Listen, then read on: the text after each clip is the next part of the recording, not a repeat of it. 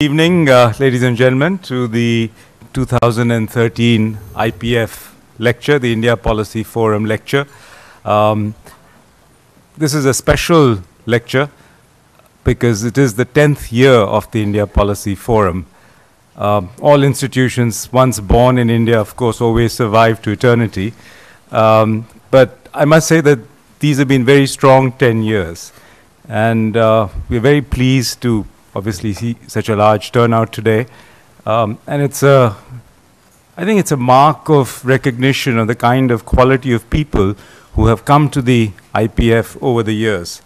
And we're really very pleased today at this crowd, but extremely pleased at the speaker for today's IPF lecture, Dr. Raghuram Rajan, who needs really no introduction. But I will say that he, as you all know, is the Chief Economic Advisor to the Government of India. He is also the Eric Gleacher Distinguished Service Professor of Finance at the University of Chicago. And I'm proud to say also a non-resident senior fellow at NCER. He's been the Director of Research at IMF, the youngest person to hold that office. He's won a number of awards along the way, including the Infosys Foundation. No, there I'm making a mistake. Am I? No. No, I'm not. And Nandan is here to prove me otherwise. But the Infosys Foundation Award, as well as the inaugural Fisher Black Prize by the American Finance Association for his contributions to finance by an economist under the age of 40. He has done a number of things for the Indian government, including, of course, chair the Rajan Committee on Finance, which in some ways has been the precursor to the work that has now been done on the Financial Sector Regulatory Reform Commission. So it's a great pleasure to have Raghu with us. Raghu is going to talk about India, the way forward.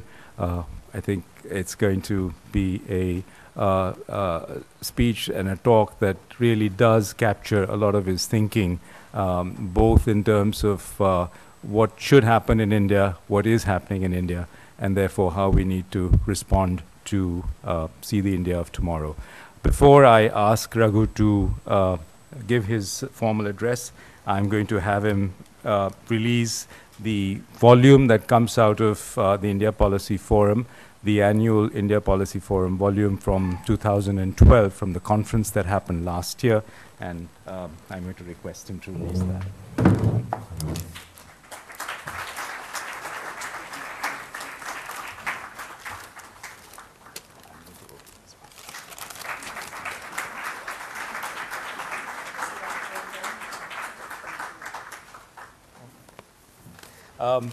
And again, before I request Raghu, I just want to recognize our corporate supporters, whose emblems you see in front, HDFC, SBI, Citi, and then on this side, of course, the three that are there, IDFC, Reliance, and Sage.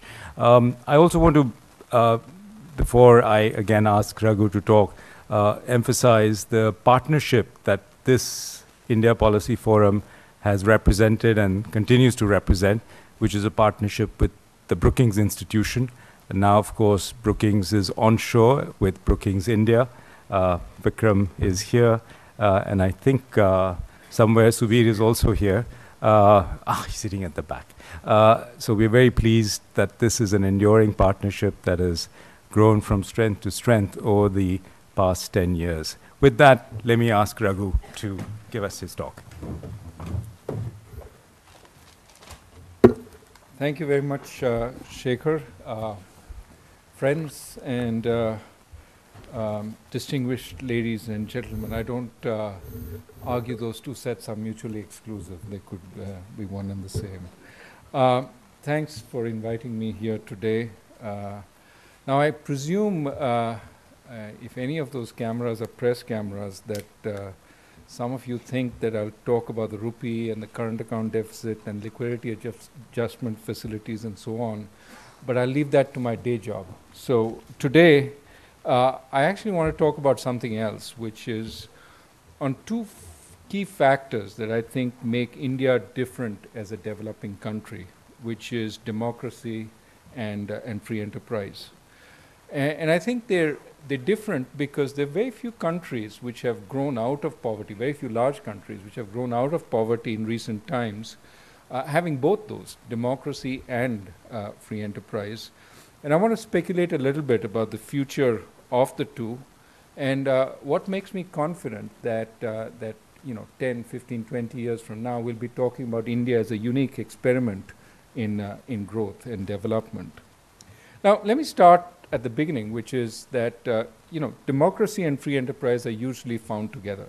It's hard to think of any flourishing democracy that is not a market economy, and any successful market economy that is not democratic. Even some formerly autocratic economies are embracing some semblance of free enterprise, and in the process also becoming somewhat democratic. Socialism with Chinese characteristics, which is how the Chinese describe capitalism, it's only a matter of time before the Chinese themselves, I think, will become more explicitly democratic, though many of my Chinese friends suggest that implicitly they are becoming more democratic. So there is some commonality between the two. And if you think about it economically speaking, both guarantee participation to all, but neither guarantees power or success to anyone. In other words, in the political arena or in the economic arena, entrepreneurs have to try their level best to persuade the public that their product, the product that they're peddling, whether it's economic policies or political policies, social policies, their product is the best one. And it is collective choice, whether by the electorate or the marketplace, which determines who wins in this process. Now, these are similarities, and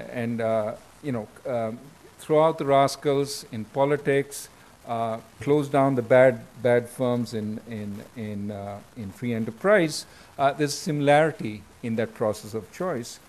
Of course, there are also considerable differences, and we shouldn't minimize them. And I'm going to argue that those differences sometimes create significant tensions between democracy and free enterprise.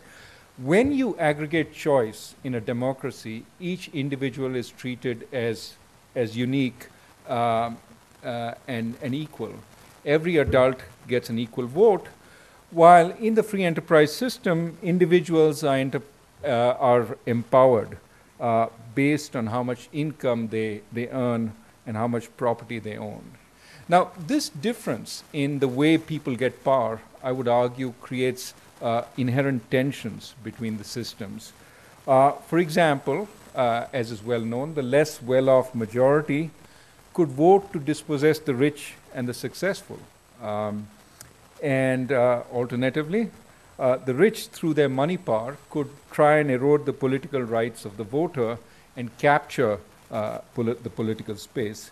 So, in some sense, in many successful free market democracies, there is a delicate balance between democracy and the free enterprise system, which, if upset, could harm both. And I will argue in this talk that the government plays a critical role in maintaining this balance, and to that extent, the implications for how India grows and the process by which it grows are considerable. Now, why is it that this balance between democracy and capitalism is maintained? One reason it is because the median voter in a democracy, even though poorer than the very rich entrepreneur, rationally agrees to protect the property of the rich because perhaps she sees the rich as more efficient custodians, as more efficient managers of that property. So, to the extent that the rich are self-made and have come out as winners in a competitive, fair, and transparent market, society may feel that it's better off by allowing them to own and manage their wealth while taking a reasonable share as taxes. So, one example of a situation where a country contravenes these norms and then sees the consequences is Zimbabwe, where the white farmers, for a variety of reasons, basically were central figures in agriculture in Zimbabwe. And of course, the black liberation movement, after gaining power, dispossessed the white farmers and then saw a complete collapse of agriculture because the people who replaced them, and the people who replaced them were not necessarily the best black farmers. There was a lot of corruption in that process. But the consequence was a total collapse of Zimbabwean agriculture. So to that extent, to the extent that you feel that property is better managed by those who own it, there may be some protection to that property. On the other hand, if the rich are seen as idle, incompetent, or crooked, and you see them as having gained their wealth not by better management of the property, but perhaps better management of the system, getting licenses and so on, the more the median voter is willing to vote for tough regulations and punitive taxes on the rich.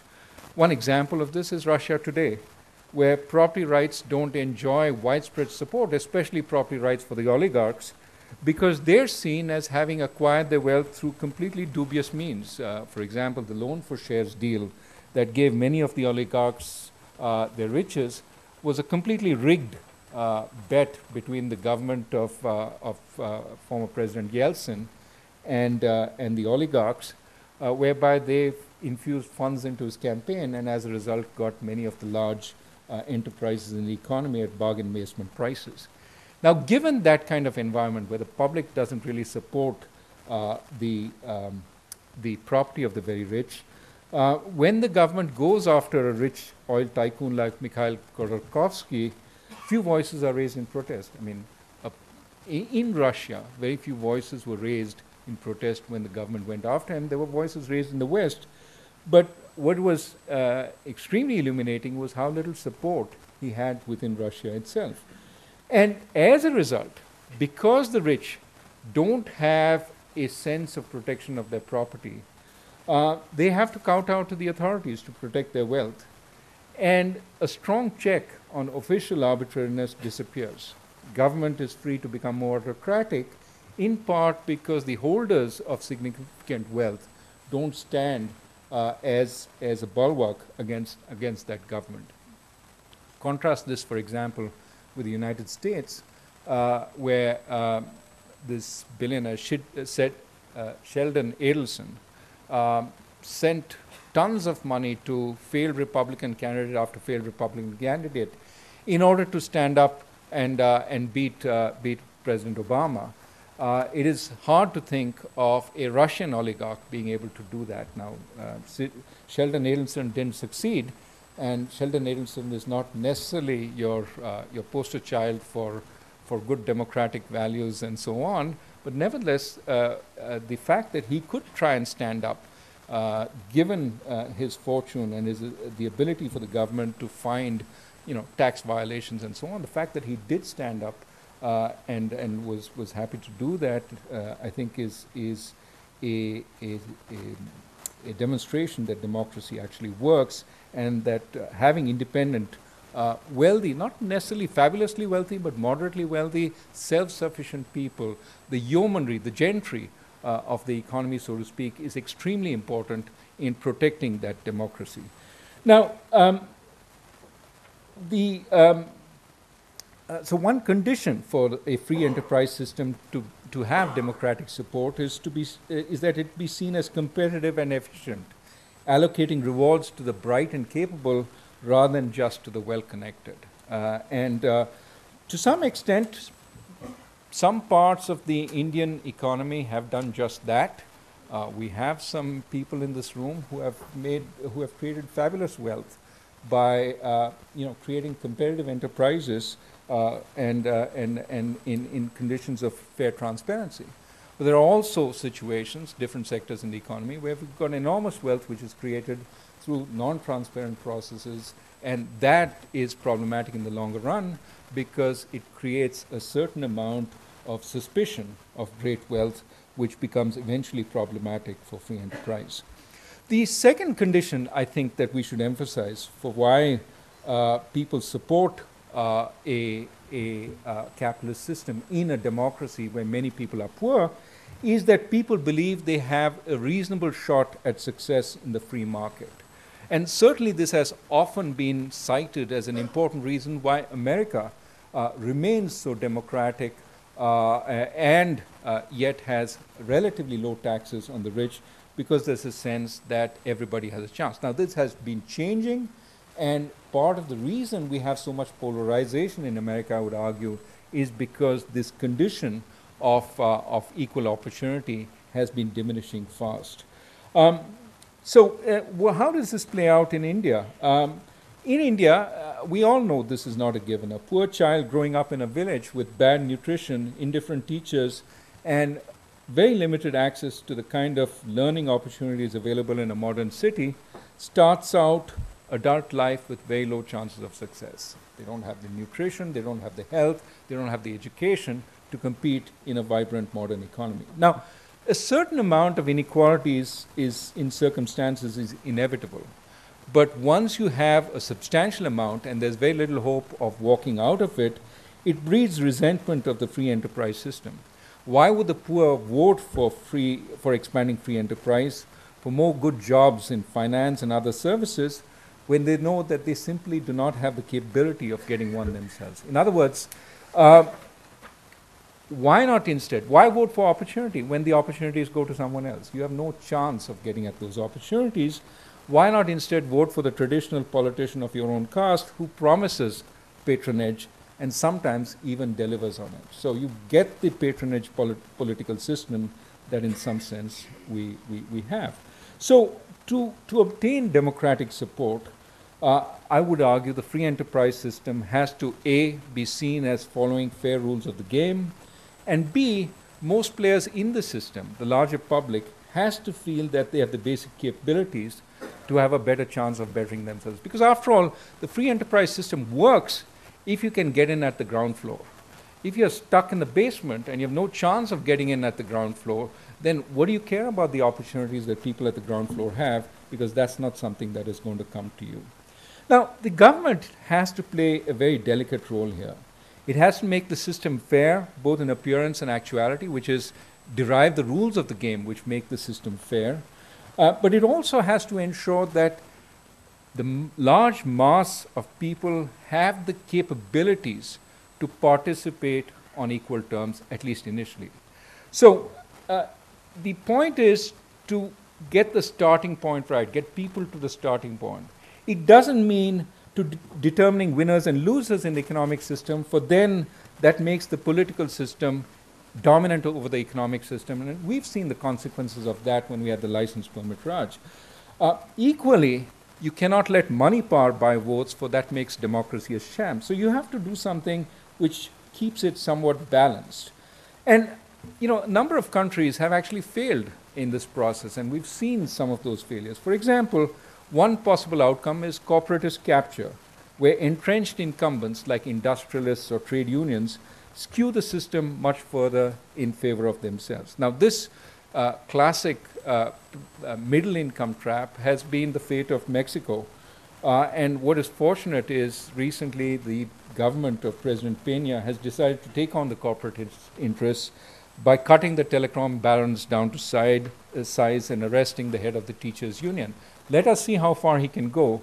But certainly Mexico, arrested in development for many years, despite being at the borders of the rich, most powerful economy in the world, is a case of significant underexploitation of opportunities there.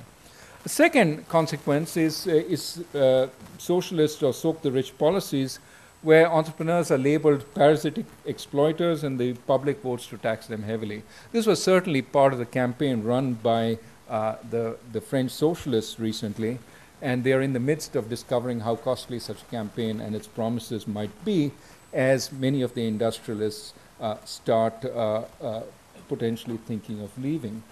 A third alternative is competitive populism, where the dominant elite tries to buy off those falling behind with sops such as cheap credit or free consumer goods. The United States, before the recent crisis, could well be argued to have been in this situation where I would argue that cheap housing and cheap housing finance was in many ways widely distributed to assuage the hunger and anger of the lower middle classes, and there's widespread political support for it until it collapsed, and you couldn't find a politician within many miles of affordable housing at that point. So the point is, when carried to an extreme, corporatist policies lead to fascism. We saw that before World War II. Socialist policies lead to communism. Competitive populism leads to economic crisis and chaos. India has the ability to go down any of these routes. I'm not saying it will. I'm just saying that these choices are not unfamiliar to us. Today, we are still faced with these choices. And in some sense, the kinds of problems we have reflect some of the choices we made in the past. For example, we legislated a coal monopoly which is now coming back to haunt us because we import over 100 million tons of coal despite being a coal-abundant country. We legislated that coal monopoly because we thought coal was better nationalized and in the government sector, but to date, we haven't thought about improving efficiency, and we are stuck with the problems that result from that.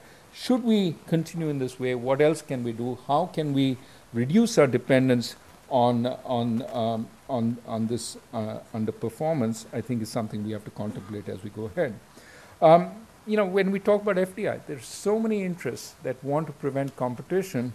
FDI in legal services, FDI in accounting services. These are the first areas where they say, no, it's very important that we don't have foreign competition. Can a poor country like ours afford these kinds of vested interests in corporatist policies? So we have corporatist policies. Now, they are not in any way to the extreme that we see in some other countries, but they are a source of worry. We also used to have socialist policies that taxed over 100% of the income a wealthy man declared. Thankfully, we have moved away from that.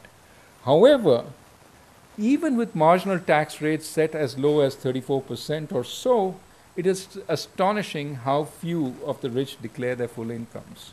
Only 42,000 declaring an income over rupees 1 crore, as the finance minister said in his budget speech.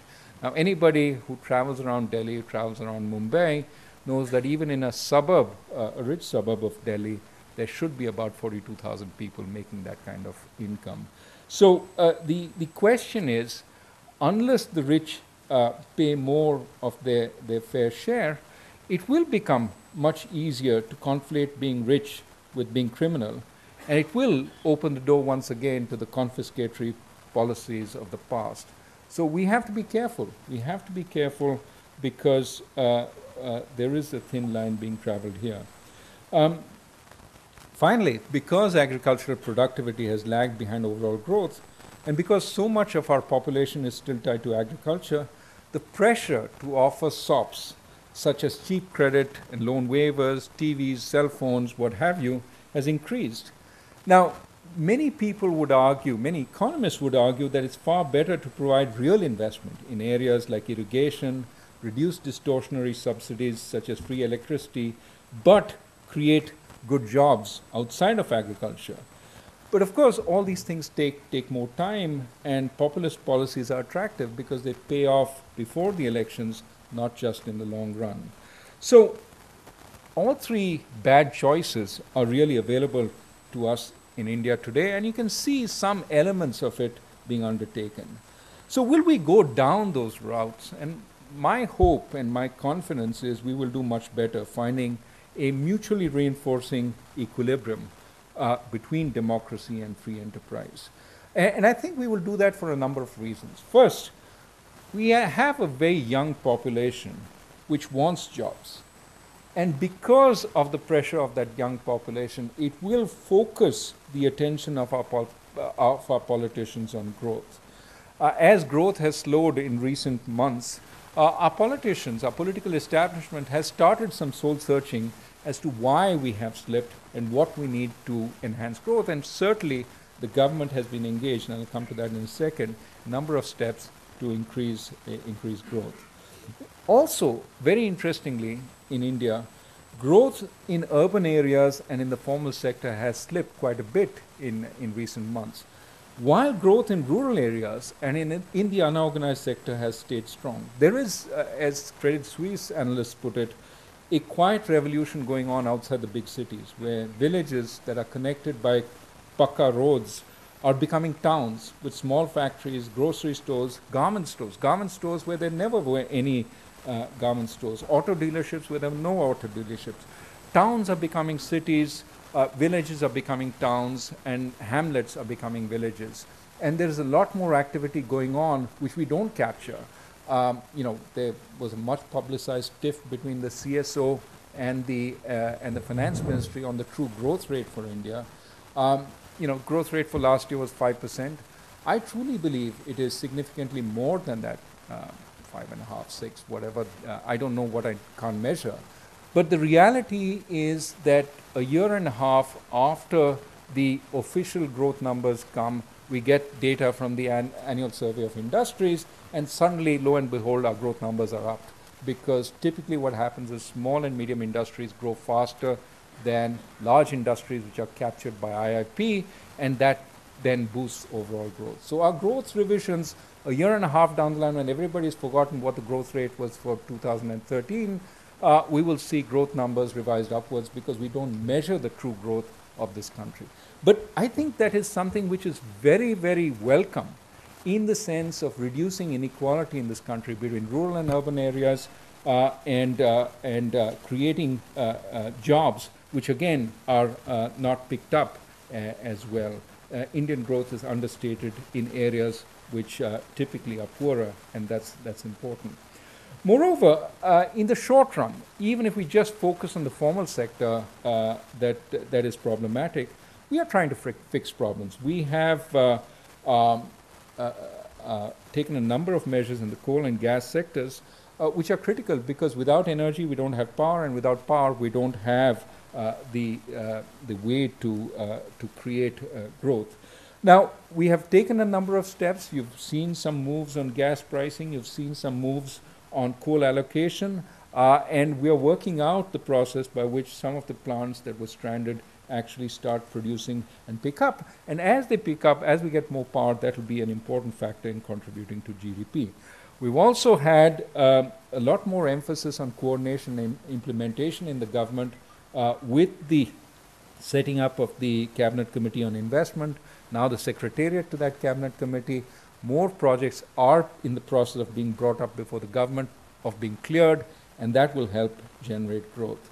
Now, we also, this in the short run will be helpful. We have a good monsoon. We have a good harvest coming in from the rabi crop of the winter, and both those will help tremendously in keeping a lid on food inflation, which is important if we are going to have the possibility of interest rate cuts in the future. So all this, I think, will create the circumstances for stronger growth than we have now. Forget the unmeasured part of growth. At least even the measured part of growth will start picking up as these come in. When, where, how much, to some extent that is more an art rather than science, and I'm not going to put a number on the table, but my sense is that it will start picking up as we go into the year. Now, in the medium term, what we need to create the jobs, create the growth that we need in this economy is better infrastructure, better, more streamlined, more effective regulation. Just in terms of regulation, we still have laws in our books dating from British times, which require in each factory in Uttar Pradesh that you have a snake trap. A snake trap. In factories that are far away from any jungle, right in the midst of urban areas, because we haven't changed the regulation, which offers the opportunity for someone coming in, a factory inspector, to ask, where's your snake trap? And you say, I don't have a snake trap, and that creates complications. Similarly, you're required to have a pitcher of water for your workmen. Again, archaic regulation. You may have a water cooler, but so long as you don't have a pitcher of water, you're in violation of the regulations. So the problem here is our regulations, factory regulations need to be relooked at and completely revamped. We also need more vigorous competition, and I'm glad that the Competition Commission is taking it to its task very seriously. And of course, without question, we need more appropriate skills and education in the workforce, and we need to make important advances in the quality of education, having gotten all the kids into school now, all of which are clear priorities of the government, but we have to do more to push the agenda. Now, there is hope that significant changes are coming down the line. As just one example of what is possible, we have the Delhi-Mumbai Industrial Corridor, which is on the anvil, which has acquired the land, which is starting up. This is a project with Japanese collaboration, which entails over $90 billion in investment. It'll link Delhi to Mumbai's ports, cover an overall length of 1,483 kilometers, and pass through 6 states. This project will have 9 mega industrial zones, high-speed freight lines, 3 ports, 6 airports, a 6-lane intersection-free expressway, which will connect our political capital to our financial capital, and adequate power to power any industry. Now, when we built out the Golden Quadrilateral, when we built out rural roads, we started seeing an expansion in economic activity just as a result of that connectivity. Now think, when you have something like this, the kind of expansion in economic activity, the kind of expansion in exports, the kind of expansion in manufacturing, if we get all our ducks in order for this. So let me begin concluding. My point is that for our democracy and our entrepreneurial economy to reinforce each other, we need fairness and we need opportunity for everyone. This is why I would argue that inclusive growth is not a choice, it is an imperative for our economy. Without inclusion, the pressures on democracy and free enterprise will increase, and ultimately will result in much more social conflict and eventually a breakdown of the system. But I would emphasize there are many ways to inclusion, not one. For example, rights-based activism often goes in similar directions to simply directly affecting and improving the capabilities of the masses. Entitlements, for example, can provide the resources for the very poor to acquire capabilities. And so we shouldn't dismiss entitlements and rights-based entitlements out of hand. But rights can sometimes go too far. Entitlements can detract from the incentives to acquire capabilities. And what we need to do is structure it appropriately. For example, rather than assuming that the poor need an increasing array of handouts, wouldn't it better to empower them to equip themselves and their children to become more effective contributors to the economy? Instead of making them supplicants for government service from an indifferent government monopoly, shouldn't we instead empower them with cash transfers, which they can spend on education, food, or health care, whatever makes more sense for them, whether it be from a private provider or a government provider, thus setting up competition for both, and in a sense putting pressure on both to become efficient. Wouldn't it be better to have the individual poor make choices, to trust them to make the right choices, rather than have the choices of some remote government civil servant or some do-gooder from civil society thrust on them? Now, similarly, I would argue that the best form of inclusion, if we can get there, is a good and merited job. And both words are important. Good in terms of high incomes, merited in the sense that it's not a make-work job. Because that would be the best assurance of a polity which is independent of the government. If somebody owes their job to the government, it's not clear how much they can be independent of it. But if I have a job that is independent of patronage, I can stand free of the government and exercise independent judgment. That strengthens democracy. So rights-based entitlements should focus on building capabilities and, of course, providing some insurance. but it should stop well short of, in a sense, assuring long-term jobs for people who otherwise would then become dependent on the government and therefore tools of the government. The government has, therefore, in all this, to become more clever in delivering some of the services it has to deliver to the people. Now, fortunately, I believe information technology, of which we have tremendous capabilities, can help, both by informing people of what their due is, as well as making more transparent what aspects of the government are wasteful, corrupt, and, in the final analysis, also bypassing or creating competition for those areas of government. Just as an example, at least in its first form, being able to book railway tickets online was tremendously useful in bypassing the corruption that used to exist in the railway ticket offices. Now, there are byways that are found to maybe reintroduce some of that corruption, but in general, corruption in railway tickets has come down tremendously, and there are ways that we could use the information technology to spread that across the government system. So, in the final analysis, a free press, an active judiciary, a vibrant civil society can be very helpful in providing the checks and balances that reinforce both our capitalism, both our free enterprise, as well as democracy. Sometimes we in government complain about the difficulty of getting growth going when a developing country administrative system like ours is checked at every turn by a civil society that is as vibrant as any civil society in an advanced country.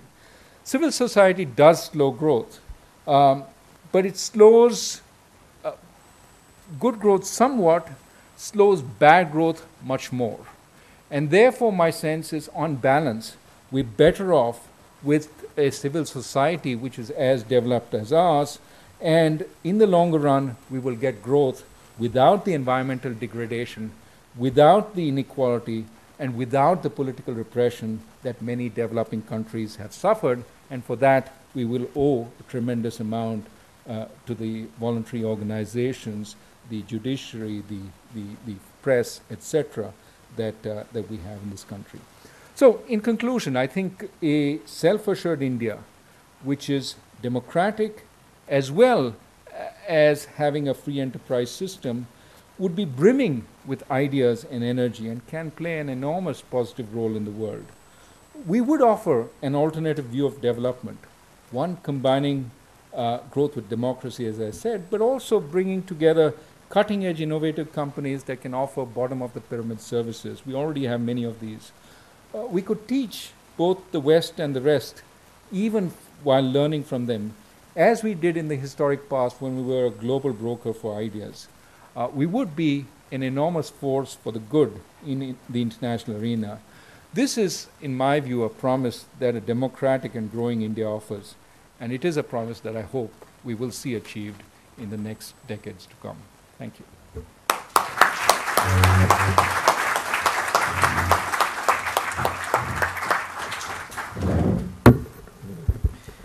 Thank you, Raghu, for that broad-ranging and clearly very insightful talk on India, the way forward. I wasn't sure what roadmap you were going to lay out for your talk, and I'm just very grateful that you've really laid out something that is far-reaching, that recognizes our strengths, but also recognizes the many challenges that we face. I'm going to throw it open to questions and answers. If you would please raise your hand so that I can identify you, and then also identify yourself, and wait for a microphone to come to you. Yes, please. Question at the back there first, that young gentleman. Good evening. Could you identify yourself so that we know? Good evening. My name is Ariman and I'm an intern at NCAER. As a young person in India, I personally look forward to studying abroad, working abroad, earning abroad, and possibly never coming back. So I just want to know, what do you think the plan for the future is that would motivate youth like me to stay back, study here, work here, and possibly stay here? The same way. Actually, I thought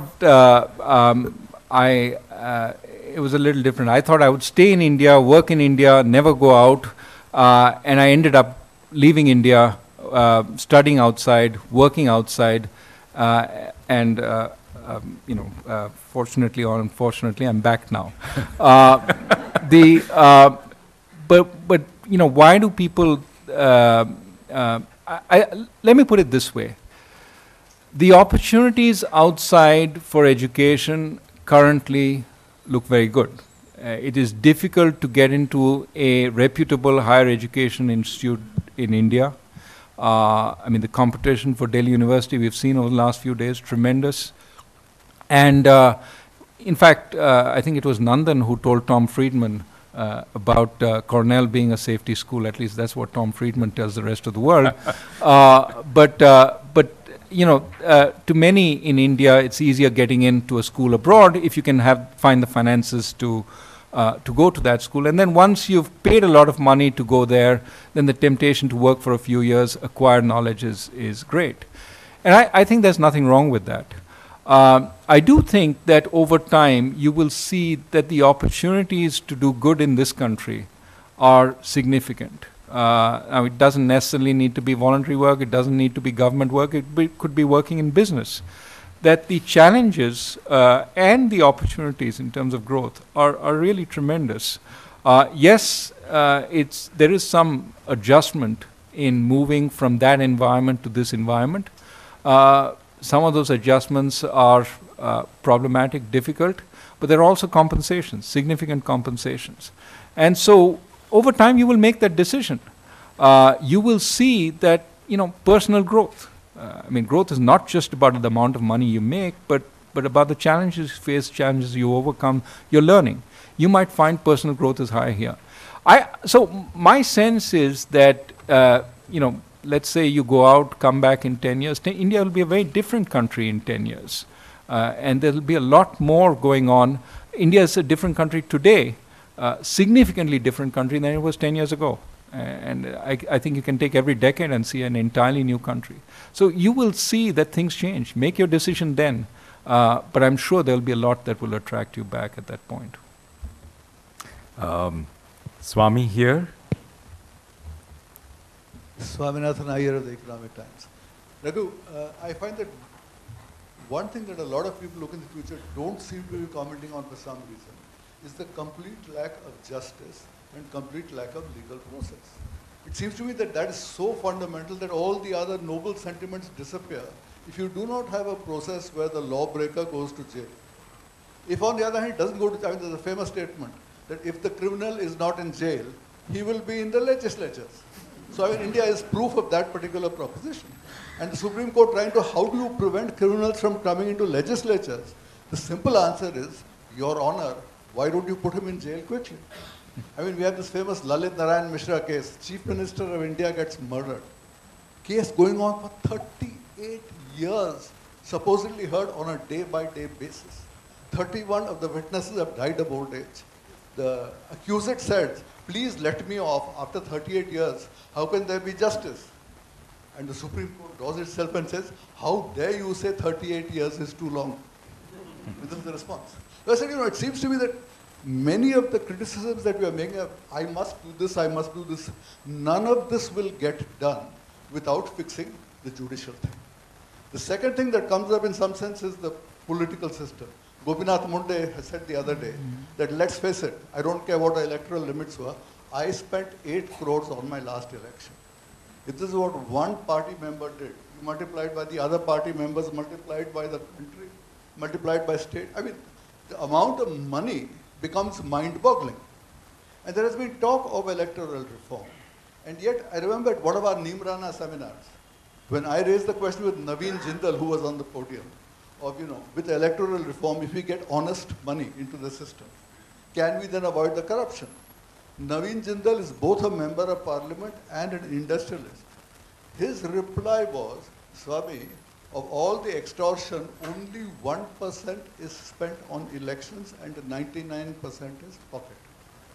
So if you take the Mr. Munde's election expenses, multiply by 19, I mean, just imagine what you get. Now, all of this, as far as I can see, will only be stopped if the judicial system begins to function. And I mean, as you know, in the Doing Business series of the World Bank, and you know, India comes 182nd out of 184 countries in enforcement of contract. I've always wondered, a country that cannot enforce contract, how can it ever have fast growth at all? That is also a mystery of itself. But you know, what can we do to fix that? It seems to me if you don't fix that, then sustainably we will not fix any of the other sectors. Good point. I read your article. I thought it was very good. I would say that over time I've become a little more suspicious of single silver bullet solutions. Fix the political system, prevent money from flowing in, and limit the amount of money, and somehow things get straightened out. I mean, the U.S. has been talking about this for a long time, and the U.S. has reasonable democracy. I won't say it's by any means perfect, but it's reasonable. You'll never get rid totally of corruption. You talked about the judicial system as being the key. I think it's important. Of course, getting justice in finite time is centrally important, and the fact that it's so slow impinges on in a number of areas. For example, we don't allow certain things to be decided by the courts simply because there's no hope of getting justice in reasonable time, and so we mandate certain things, which should actually be taken up on a case-by-case basis. Take for example, one reason one could argue why we have such stringent labor laws. In an industrial country, what you would do is have more flexibility, but in case somebody sues for unfair dismissal, it would go to the courts and the courts would deal with it. But if the court's going to take a very, very long time to deal with it, you can't have that kind of flexibility, and sometimes you have the rigid law simply because the flexibility is not otherwise available. Or you have the system that we have, in which only a small fraction are protected, large number are unprotected. So the point is that I think lots of parts of the system have to work, right? So for example, if you look at the United States, when did things change? Because the United States had a similar system of patronage in elections. You had the Boss Tweeds of the world, totally corrupt, driving New York City politics. Tammany Hall is a byword in corruption. And what changed? And again, in the silver bullet answer, Richard Hofstadter would say what changed was the fact that you reduced the dependence of the lay public on their politician for services. In other words, once you made government more professional, you provided more public insurance. You cut the umbilical cord which tied the individual to the political representative. And that made a huge difference, because now he was no longer impelled to vote for his corrupt politician. He could throw the rascal out because he was now voting for policies rather than for patronage, right? Now that is his view of what happened in the United States. During the 20s and the 30s, a whole lot of legislation passed which gave unemployment insurance, which gave social security, which essentially made the individual less dependent on his representative for those benefits, and that created a change. I can see today that politicians will say the primary thing they're asked is for jobs. If we are in that situation, if they're asked for government jobs and that's what they help in, then obviously we have some way to go before we reach that level of independence, which allows the poor voter to vote for somebody who represents good policies rather than good patronage, right? That's some difference.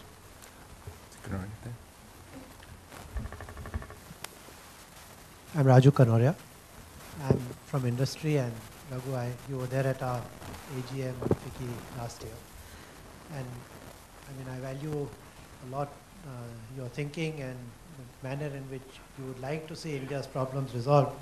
But I hate to be cynical, because you talked about challenges, and you started your talk with the concept of democracy and free enterprise, which you said are thriving in India and probably would be one of the building blocks for the future in this country. But I hate to say that the democratic process itself is only at the level of giving a choice to the voter of people who have not been decided by any democratic process. Because within the parties, there is no democratic process of throwing up the candidates. So I think there is a serious cause for questioning as to what kind of democracy we have. The second point you mentioned was about free enterprise. And there too, I think that between 1991 and 2000, we saw a significant change where the concept of free enterprise was being fostered. And it gave people a better life, a better choice. It improved efficiencies in industry. It allowed industry to compete with the rest of the world. But from then and now, I think we've moved away. And again, I'm borrowing from what you yourself said. You said that China is probably adopting a model of socialism with the capitalistic characteristics. And I would say that now in India, we are unfortunately looking at a model of capitalism with too much of socialistic characteristics. And that probably is an area which we are entering, where we are confusing as to whether we want to have the concept of entitlements which would encourage development of capabilities, or whether we would like to just let the population live on doles. And I think these are issues which need to be addressed. You also mentioned the issue of competitive populism. And that's exactly what is happening. I mean, each of the chief ministers in every state is really competing for populism by giving out freebies and all kinds of doles. So unless and until we develop an agenda which is comprehensive in nature and try to look at development and growth in the context of inclusive growth by creating capabilities, by improving skills, by providing job opportunities, I'm afraid that we are really treading down the wrong path today. I know this is not a question I can go on. It's almost a lecture, no, but we feel disappointed because I'll give you my own case. I'm not a very large industrialist, but I'm seriously now investing abroad because the finance minister would go abroad to woo industrialists, but not travel within the states to woo us industrialists. And that really hurts us because we need to be wooed. I think the point is well taken, though you must remember the circumstances in which he has come back into the finance ministry are one where getting foreign capital into India is also extremely important at this point to avoid further consequences to our domestic industrialists. But that said, I think I'm not saying in any way the Indian system is perfect. In fact, I was raising a number of questions about the system. But in a sense, no developing country is perfect. The United States was not perfect in the 1890s, nor is it perfect now, but it has come some way since then. All I'm arguing is there is a path that we could follow, and I agree completely with you that, I would say some dole is necessary because there are some people who have no capabilities, and you have to give them the wherewithal to generate some capabilities. But I think we have to make sure that that doesn't become a permanent state of affairs. And that was what I was cautioning about, creating a permanent dependent underclass, because that then becomes a source of, in a sense, destruction of democracy rather than preservation of democracy. So I would agree with a lot of what you have said. We have work to do. But I would, maybe this is the hope of the foreign return, that there is the potential we have within us to make the changes that we need. Every day is a combination of frustration and hope. But you hope over time that the hope outweighs the frustration and that you progress in the right direction. And I think we can. I have lots of hands up. The gentleman here in front, at the front table. Thank you. Hello. Thank you very much. I'm Cesar Bonamigo from the Embassy of Brazil. Yeah, we're just, in embassies we are observing. And two things we have seen recently was the introduction of cash transfer programs and now the Farm Bill with more subsidies. So my question is, in your view and in view of your presentation, are these two moves contradictory, and how do you imagine that they can evolve? Will they coexist, or basically where are we going now? So I think that the idea behind the food subsidy bill is that we should find a way to get basic food to the poor in our country, because it is a travesty having people go hungry. And I'm fully sort of sympathetic to those aims. I think that if there's any subsidy you should give, food is one of the important places, both from a economic perspective. After all, malnutrition eventually creates long-term incapable individuals in the economy, but also from a moral perspective, that having people go hungry and not being able to work, to their full capacity because of the hunger, is a problem. Not being able to enjoy life also, obviously. That said, there are lots of ways of delivering subsidies, and better ways of targeting and worse ways of targeting. The food subsidy bill contains in it language that allows the possibility of moving to cash transfers as we perfect that method. So my hope is that we work on the direct benefits transfer, make it work in small doses for, we try the projects, make those work. And then whenever we move to, at some point, we can move to delivering all subsidies as a package. Thereby, I would argue, increasing choice for the poor. I am not of the view that we have to force a choice in the poor and give them so many, kilos of wheat and so many kilos of rice. We have to empower them to buy what is necessary for their needs, but let them make the choice by giving them money power. You force the system to treat them with respect. And I think that's much better than them begging at a fair price distribution shop for rice which is not available simply because the guy has sold it down to somebody else. So I would argue in the long run, cash benefit, the direct benefit transfer is the best way of empowerment. And obviously there are concerns people have expressed. We have to look at those, see how important they are. But we need to move in that direction. The lady at the back there. There is some soul searching within the political establishment about being populist and reviving growth and all that. But how much of that is cosmetic? I suspect a large part of it is cosmetic. Basically, because the economy is in a crisis, you have to address the concerns of the rating agencies, pull in foreign investment. And how much of it is really real? Because when you see bad laws like the food security bill being rammed through the way it has been, and the fact that when it comes to bad economic policies, all political parties really, gang up together and push it through. So my sense is that a lot of the soul searching which you're talking about is actually pretty cosmetic. I just want your views on this. Maybe, but I would see providing real capabilities is something that is rewarded. That, you connect a village up with a real road.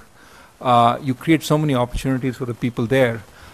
You put in you electrify. I mean, the power of electrification in changing the daily lives of people is really tremendous. Now, this is going to be a little bit of a cop-out, but if you read Robert Caro's biography of Lyndon Johnson, and you read the first book, how Lyndon Johnson brought electricity to the villages, to the rural areas in the United States in the 1930s, and how he changed the lives of people there. And you realize that same thing is happening in our villages today. So my sense is that increasingly politicians are becoming aware that creating development can be both rewarding, directly, but also in the polls. And that hopefully over time will move them away from simple transfers to broadening capabilities.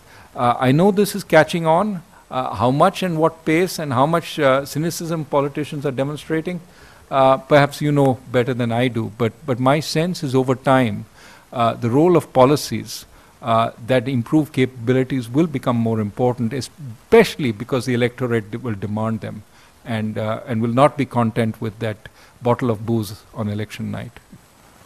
Not as a way. Look, we can get to that. Not as a way forward. I'm saying that is a stopgap arrangement. We can go into the conditions that prompted a CCI. No, but it's going to be cause pigeons to come home to roost later, precisely the sustainable development point. But let me ask you the bigger question. 3 models that you laid out. One was competitive populism. The other was, let's call it crony capitalism, the Carlos Slim or the Mexico example. And you basically felt neither of them could be sustained for too long. In India, perhaps, we have found the magic formula of combining them and they have a symbiotic relationship. Do you think it will survive? I did not argue that those would not survive. Don't get me wrong. I think they are absorbing barriers. If you go down the corporatist policies, there is a self-sustaining equilibrium there. I mean, you just have to see how long Mexico has been in that kind of structure. And similarly, I think there is a limit to competitive populism because eventually you run out of money. But then you can start again once you've fixed the system. So I'm not saying that any of these are unstable. And as I said, I think there's a mix of all 3. The third was socialistic policies, torch the rich, which also I think you can see semblances of, at least in the dialogue in India. We can go down all 3 routes. But I'm hopeful that in the last 20 years, we are inching away towards something that in the long run will balance the demands of keeping enterprise open and competitive with the needs for inclusion, which then will create an independent, if the inclusion is focused on capability building, will create an independent polity which will help keep both democracy as well as enterprise vibrant. So what I'm saying is we need to work on a number of dimensions to make this happen. We need to keep competition vibrant. We need to, one way is have a competition commission which does what it's supposed to do. We need to make contracts transparent. We need to make allocation of natural resources transparent. All that we have to work on. But at the same time, we have to make education much higher quality so that the young man who raised his hand earlier doesn't feel the necessity to go outside to get a high quality education. We have to have the best universities in the world in this country. I don't think it's something that we can do today, but in the next 15 to 20 years, why can't our IITs, our IIMs and other new universities become on par with the best in the world? So lots of things we need to do. Not saying we're there, but I'm hopeful we will get there. Karthik Muralidharan here in front. So 2 quick questions. I mean, one is really just an extension of what Swami asked, but I want to because I think your response was partly right, but in the sense of saying judiciary is important, but then you said it's not a single sector silver bullet. But let me posit that it is part of a larger issue that cuts across every sector, which is state capacity more broadly. And I think, whether it's education, whether it's health, Manish Sabharwal had this brilliant quote in the Indian Express. He said, the great mystery in skill formation in India today is how do you get anything done after everybody who matters in government agrees with you, right? And so, it's not even just a question of getting the policy. It's like, can anything in fact get done when district education officers, 20% of positions are vacant. The average tenure is less than 1 year. So there is nothing in the personnel system of government that seems to be oriented towards service delivery of the sort that's needed. And I think thinking of state capacity is really first order cutting across sectors. Right? So who in government is thinking about state capacity besides, our friend here who's kind of, building plumbing to bypass that system, right? But state capacity. Don't accuse him of that. It's his term. But the second question then relates to something interesting you said, which is you talked about, and I completely agree, that probably politically the most, the place that we have most grounds to be optimistic is competitive federalism across states. So reform. So we had this paper this morning about labor reforms and how is there then a strategic reason to think about the center retreating from more areas, right? Like, I mean, that gives the states a bit more space so that we just see competitive federalism play out. And so these are both questions that I think cut across sectors, because these are more about either state capacity more broadly or strategic changes that give us these, unleash these forces that help us meet these. Yeah, no, I think in your second point of the center retreating and allowing the states to experiment, I think that's absolutely right, that because the states are motivated, in many situations the center should allow 1,000 flowers to bloom, or 27 flowers, or how many ever flowers, and see what happens. And then, become the focal sort of agency for bringing together best experiences and transmitting them across. Now that would be the management way of doing this, and I don't know if it's the political way of doing it, because that implies a certain loss of power and certain loss of control. But I think in many situations it would be the right thing to do. With multi-brand retail, for example, this is what is being attempted. Let's see. And my sense is that as you see multi-brand retail, when it comes flourishing in a state, other states will want it too, and there will be ground-up pressure for it to come. If it's successful, if it's not successful, it'll die a natural death.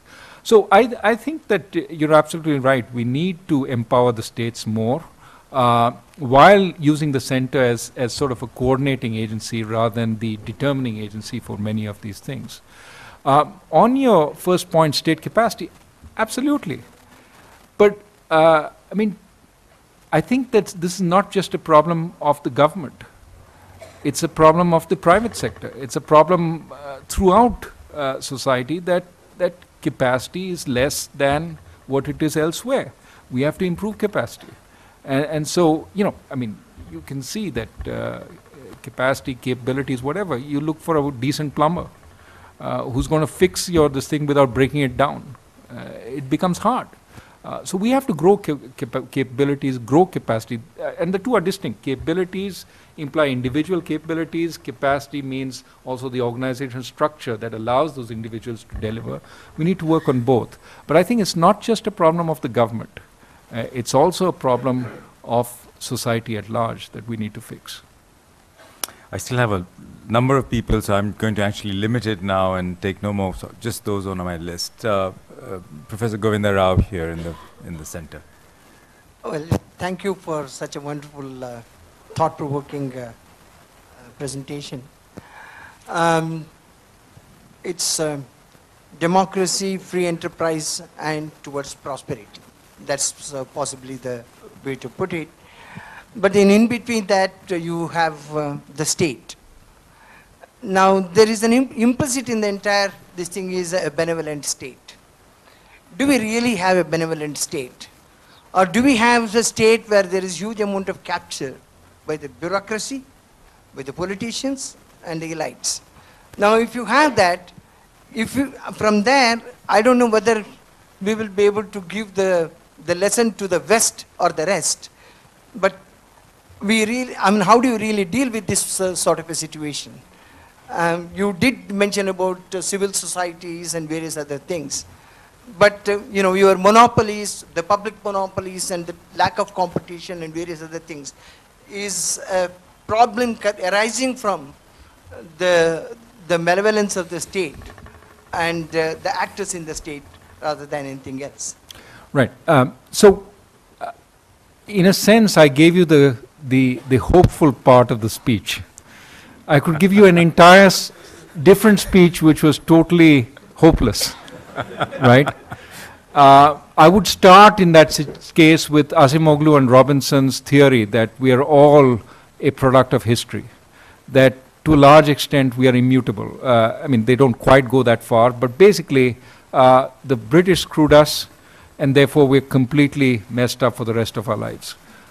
Because the kind of systems they put in place were extortionary, were rapacious, were predatory, and those systems continue. So the brown Saab took over from the white Saab and did exactly the same thing, and therefore we can never progress. Now that would be the starting point for the dismal speech, and we could go on from there, right? The point, of course, is there are many problems with our system. There are many ways we can go wrong. And think of my speech partly as caution, that there are many ways we can go wrong, and I fully acknowledge Swami's point, for example, Karthik's point, your point, government capture. Yes, we have a certain amount of... But in some sense, the interesting point then is, despite all this, how do we get occasionally something that works, an Aadhaar, for example, that is set up and is enabled to be rolled out, and promises for the future. Now, we have to see whether those promises are achieved, but there are significant promises attached to it, which bypass, and this is the point that Karthik was making, various vested interests. Can we achieve that? And how did we allow that? How did we get an NSE, which is a stock exchange which is on par with the best in the world? So there are points of light which give you hope, and I think at least my experience coming back is talking to young people. Every time I feel totally depressed, I go talk to the young people in my office and I feel, maybe there is hope. Because there's some chance that these people who are really enthusiastic, who want to make a difference, there's a reason to work harder for them. So, things can go wrong, but I think we have to work through it. We have to deal with the problems when they come, and then hope that we can get it right. I have a long list. And you seem to be full of energy still, Raghu, so we'll just keep going.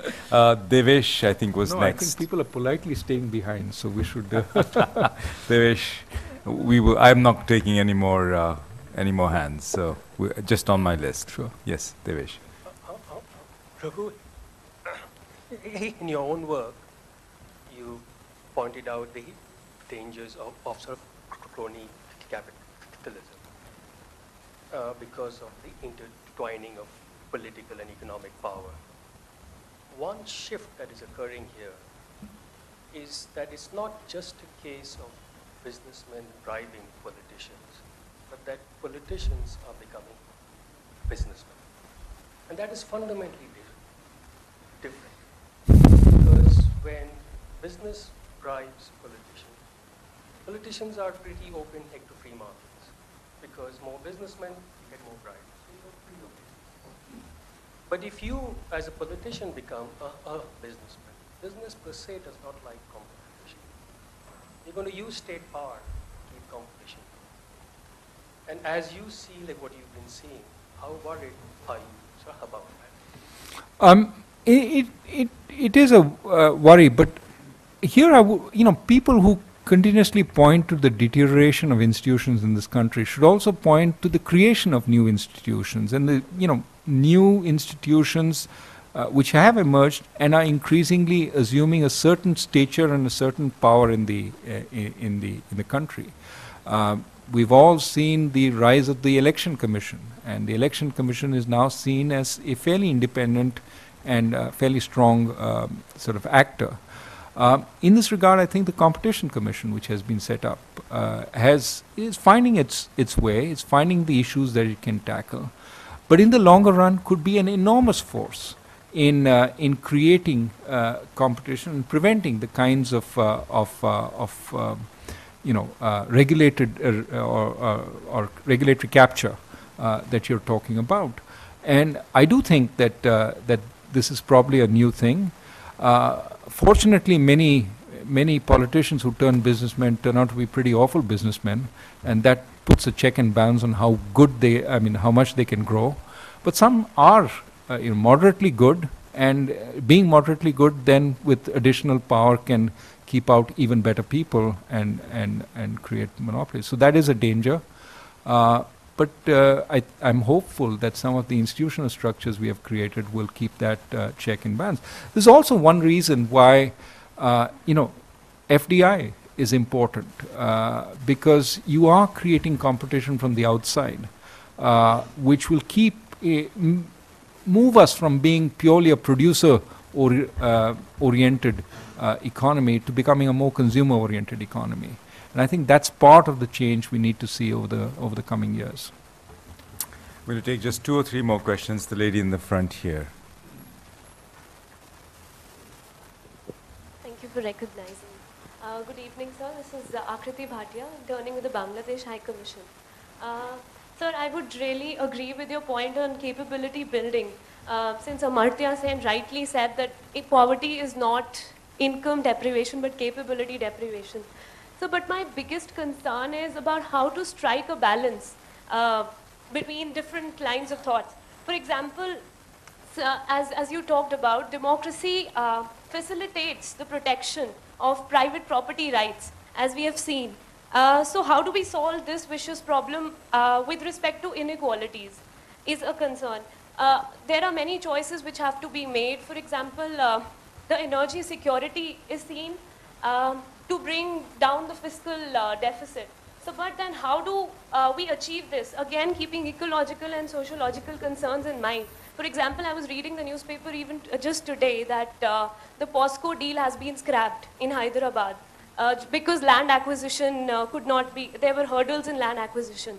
So how do we actually make choices of this kind which lead us to the right path of inclusive development? Well, you offered a huge variety of decisions, so I don't have the time to go into all those. I'd spend the rest of the night talking about those decisions. But on the issue of capability building, you're right that the easy choice is transfers. The harder path is building capabilities because it takes time to create the structures educational structures, skill building structures that will give people more permanent capabilities. But I think, as you can see, that we are in the process of doing some of that. Some of it is forced by the capitalist system itself. When you find there are no plumbers, plumbing becomes a more, you pay more for people who have those skills. So people who are looking for jobs say, I want that skill because it pays well. They go look for institutions that provide those kinds of skills. Private institutions come up that provide those skills. That's the whole capitalist process at work. So capitalism in part will provide some of that. Democracy will provide because people will say, okay, there are those institutions providing the plumbing skills, but I don't have the money to go and study in that institution. And they press, and some government basically says, well, we're better off in the longer run if more people have those skills. So they put aside a fund to offer scholarships to deprived youth to go into those institutions. So there is a process by which pressures are put on government, and it can all work out well, but obviously, as many people in this room have suggested, it can also work out badly. So we have to eventually find the right line. Fortunately, there are checks and balances both in capitalism and in democracy to limit bad actors from getting too bad. So one last thing. No, there's too many other people. Gentleman at the back in the pink shirt. Yes. Just want to know, we are a coalition government, and the elections are approaching by another year or so. Now the policies and the decisions and the coming days are going to be hard because they'll be based upon region, party, and multiple things like that. So don't you think that another 1 year would be part of the rollback of the economy? Because for a vote bank, which we keep on watching on television, things are really going bad because when we youngsters watch the news, and what all we see on television sometimes is really hardening for us. So don't you think next 1 year would be tough? Are a time when people vote on the performance of a government. So the government also has to perform. So many people think that elections mean giveaways, and they may mean some of that. But elections also mean a focus on trying to put the best record that you have, increasingly as people vote on the basis of performance. So I wouldn't be overly pessimistic on what might happen before the elections, that there is pressure to get growth, to get stronger growth, to stabilize the economy, to create some of those, the good news that you would benefit from. So I don't think it's a one-way street. I have lots of hands, but I think we're going, let me just recognize this gentleman in the center, and then we're going to end this. Growing, it's a very mystery for all of us. Can you share your thoughts the way China is growing really is a matter of our challenge or concern? The way recently one of the Chief Minister Modi pointed out, we are spending GDP 20% on education. Do you think such a mystery is of any? The way our, not buy our peace with our friendly country or neighboring country, we are buying all defense equipments and we are spending a lot of on energy. So what are the solutions for energy and defense equipments? First, I think that when people look at China, they, it's a complex country and it has grown in ways that are complex and not necessarily repeatable. Not necessarily repeatable for one reason, that they've already done it and they're there. If you follow the same path, then you have a massive competitor who's China. So just following that path is not necessarily the way we should go. That said, I think the Chinese, clearly many of us who travel will go to Shanghai and Beijing and be astounded by the quality of infrastructure. And further in, they've done a tremendous job on creating good infrastructure. In fact, perhaps too good a job. That now they have infrastructure flowing out of their ears and they have to find ways to pay for some of that. And that's part of the problem that the Chinese economy is facing right now, that they have overbuilt in some areas, they have overcapacity in some industries, and they have an unbalanced economic structure. One of the concerns right now is about the rapid slowing of China. And historically, I think China has moved from booms to busts to booms, not desperate busts, but significant slowdowns. Whether we're in the midst of one, I don't know, but it certainly is a question that people have raised. What are the good things they have done? I think the good things they have done, clearly capabilities of the Chinese population. One of the big differences between China and India is China had these village enterprises, which now are starting to come up in India, but have been missing so far in India's development. And one big reason, Hai-Shek Huang at MIT says, is that Chinese had much better educated people in villages, people at a level that they could start enterprises. While India, the level of education in many villages was much lower, and perhaps only now is coming to the level that China was in the early 80s. So we are now seeing the beginnings of town and village enterprise that I think, that I was arguing during my talk, is an important source of growth that we are missing out, and that could be very useful. The second, I think, important lesson from China is focusing on infrastructure.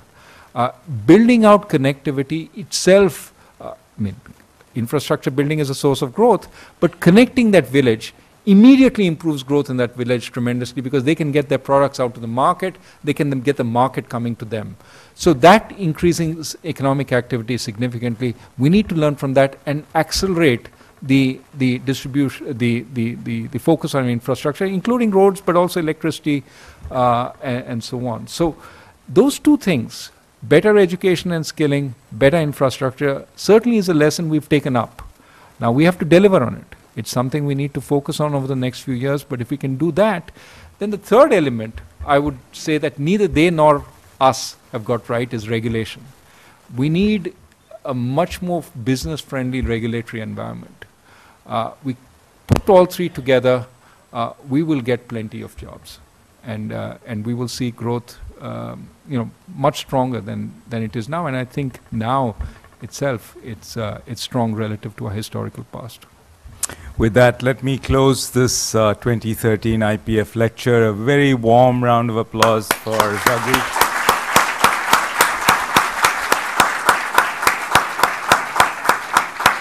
Thank you very much, Raghu, for sparing the time. I know your day job demanding much, so I'm particularly grateful. Again, let me thank Brookings for being a partner with us, with NCAR for these past 10 years, and to all our supporters who have stood by and supported NCAR and Brookings throughout this process. Dinner is outside.